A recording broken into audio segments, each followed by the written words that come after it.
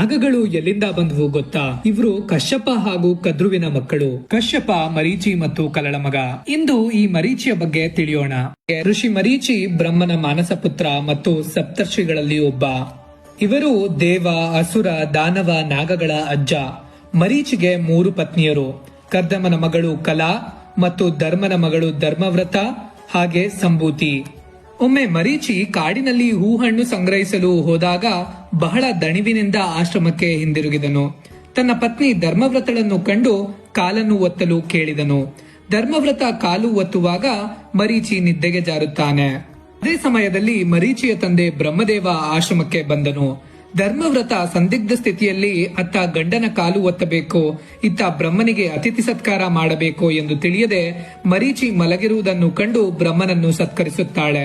ಎಚ್ಚರವಾದ ಮರೀಚಿ ಧರ್ಮವ್ರತ ಇಲ್ಲದಿರುವುದನ್ನು ಕಂಡು ಬಹಳ ಕೋಪಗೊಂಡು ಅವಳಿಗೆ ಕಲ್ಲಾಗುವಂತೆ ಶಪಿಸಿದನು. ಧರ್ಮವ್ರತಳಿಗೆ ಈ ಶಾಪ ಬಹಳ ಅನಪೇಕ್ಷಿತವಾದದ್ದು. ಬಹಳ ಬೇಸರವಾಗ್ತಾಳೆ. ತಾನು ಏನು ತಪ್ಪು ಮಾಡಿಲ್ಲವೆಂದು ಭಾವಿಸುತ್ತಾ ವಿಷ್ಣುವನ್ನು ಸ್ಮರಿಸುತ್ತಾ ಧ್ಯಾನ ಮಾಡುತ್ತಾಳೆ. ಅವಳ ಭಕ್ತಿಗೆ ಮೆಚ್ಚಿ ವಿಷ್ಣು ವರವನ್ನು ನೀಡುತ್ತಾನೆ. ಶಾಪವನ್ನು ಹಿಂತೆಗೆದುಕೊಳ್ಳಲು ಕೇಳಿಕೊಂಡಾಗ ಆ ಸಾಮರ್ಥ್ಯ ತನಗಿಲ್ಲ ಎಂದು ಹೇಳುತ್ತಾನೆ. ಬದಲಿಗೆ ನೀನು ಕಲ್ಲುಗಳಲ್ಲಿ ಪವಿತ್ರವಾದ ದೇವಶಿಲವಾಗು, ದೈವಿಕ ಶಕ್ತಿಗಳು ನಿನ್ನಲ್ಲಿ ವಾಸಿಸಲಿ, ಪೂಜಿಸಲ್ಪಡಲಿ ಎಂದು ಆಶೀರ್ವದಿಸಿದನು. ಕತೆ ಇಷ್ಟ ಆಗಿದ್ರೆ ಫಾಲೋ ಮಾಡಿ.